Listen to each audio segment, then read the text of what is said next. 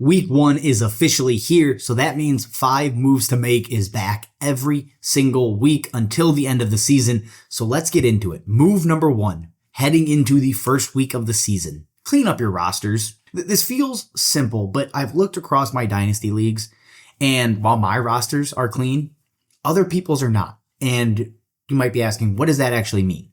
That means release the players at the end of your bench that got cut from the NFL and didn't land with a new team. Move the players that landed on IR and are out for the year into your IR slots. Move players that you don't think you're going to play into your taxi squad spots. You need to do all of this to open up the end of your bench, because this point moving forward, this is when we start to find waiver wire gems, as many as you can actually find in your deep Dynasty leagues. So you want to have the end of your bench flexible. You want to have it open, because if you have players that are in IR or guys that should be in a taxi squad that aren't, come mid-season when you're looking to make, roster moves, those guys end up getting cut.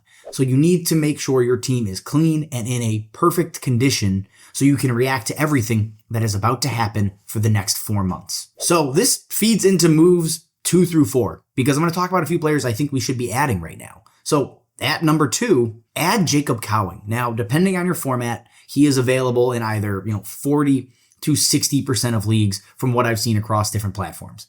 The reason he becomes more relevant right now is Ricky Parasol got shot. Not a joke, not anything to laugh about. He was shot through the chest. He is stable. He is fine. But it's going to take some time to recover. At least that's my assumption if you get shot. That's just what I would expect to happen. So Jacob Cowing gets drafted this year, is a rookie, if you're not familiar, drafted by the 49ers, and now has a chance to be the wide receiver 3 in this offense.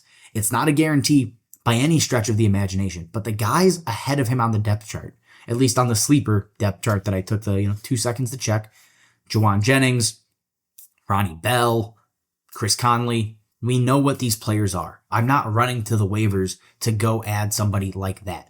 Jacob Cowing is at least an unknown. This point in the season, I am looking for backup running backs or rookie wide receivers that have a potential path to playing time. That is what Jacob Cowing offers. He is undersized, but he was electric coming out of college. I know Addison was a huge, huge fan, so you probably already have him rostered. But if you don't, this is a window of opportunity to add a guy that might give you a little bit of juice at the end of your bench. Now, sticking with the theme of adding players off of waivers before the season starts, go add Emanuel Wilson for the Green Bay Packers. 2 weeks ago, he was the RB4 on this team. But A.J. Dillon goes on IR, is out for the season. Marshawn Lloyd is still barely practicing, has not played much. He's a rookie. So Emanuel Wilson in week 1 is probably the RB2 in this offense. He is the handcuff. He is the backup.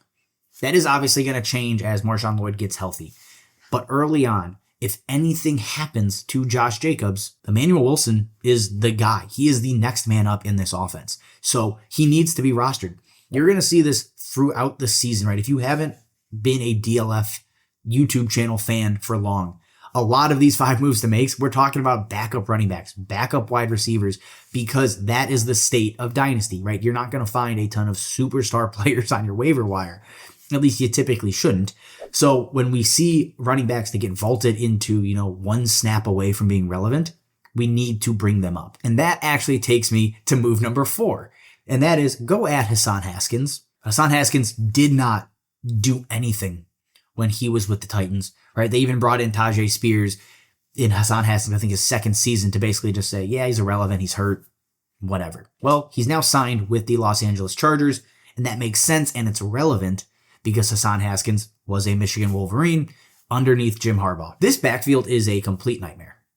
It's an absolute joke, right? You have Gus Edwards, J.K. Dobbins, Kamani Vidal, Hassan Haskins. It is anybody's guess as to who the guy is, because none of these players have proven anything really. So basically, I just want to grab a piece of this offense. That's the whole point of this move, is if I don't have any of the other 3, I at least get a chance to maybe find a guy that's relevant for this backfield, because whoever the starter is, whoever's getting 50, 60% of the touches is probably going to find some level of relevancy, because your quarterback's Justin Herbert. Like, he's going to find a way to lead a productive offense, even if it's not the Chargers of old that we've seen with Eckler and Melvin Gordon and Keenan Allen and all these other great pieces. There's going to be some level of value in whoever is the guy inside the goal line and the guy catching passes out of the backfield. So Hassan Haskins has the coaching staff behind him. He has a very muddy path to the top of this backfield.